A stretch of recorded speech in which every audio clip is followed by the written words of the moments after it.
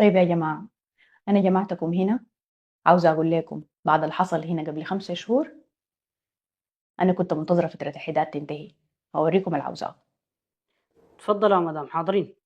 طيب، طبعا انتوا عارفين الفترة اللي فاتت دي الشرطة كانت مراقبة البيت، وامبارح اتواصلوا معاي وقالوا لي إنه بعد ده المفروض تجيبوا زول يحرسكم وتواصلوا حياتكم عادي لحد ما يظهر جديد. لا يعني البوليس البرا ده تاني حيكون ماف. أيوة حيكون ماف. يعني اللي حقنا مجدي. كيف؟ لا قصدي لك يعني لازم يكون في حل للحاجة دي.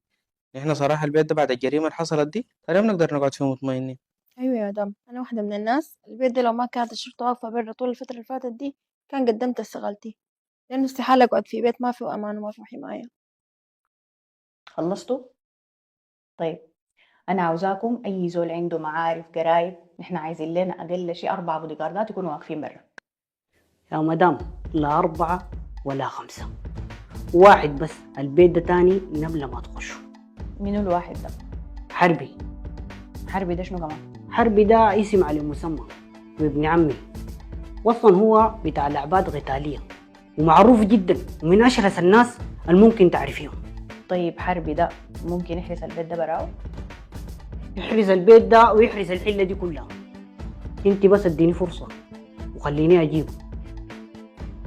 طيب والله يعني مع انه كلامك ما منطقي انه زول واحد يحرس البيت ده كله، لكن كويس حجربك المرة دي. ابشري، بس قولي يا رب يوافق.